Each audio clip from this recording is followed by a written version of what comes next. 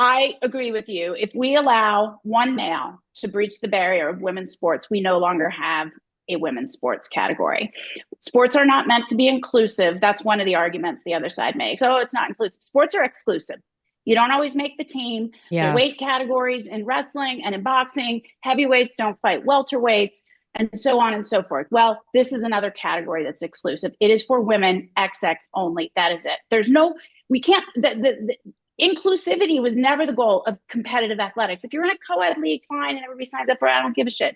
But highly competitive sports are not meant to be inclusive. They are exclusive by nature. And so why have any category at all? Just erase it. Just have one category for everybody to compete in. Honestly, I dare you, do it. There will never be any women that compete in sports again. They will have no shot.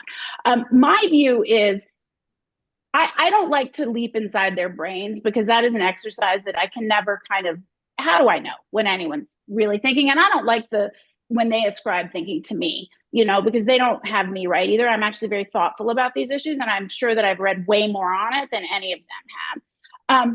But I do think there is garden variety misogyny here at play. I really do believe that, because at the end of the day, what they're saying to girls and women across the country is sit down, shut up, and take it. Give your trophy to that guy. He deserved it. Be nice, sit down, be quiet. I don't care if the guy is wearing a dress. It's still misogyny. And it is putting men's rights, what men want, above what women deserve.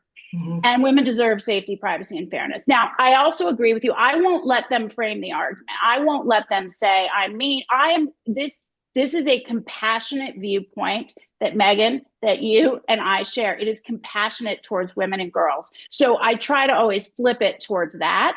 And yes, that might mean that Will Thomas does not get to go in the locker room with Riley Gaines and Paula Scanlon. It might mean he has to compete in the men's, where he was placed 550th for all of his time competing in college until he magically ended up in the top 6.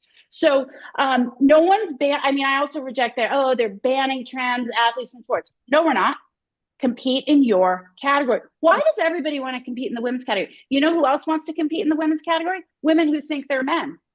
Women who claim to be men also compete in the women's category. If validation of identity is so important, why aren't they trying to compete in men's? I think we know.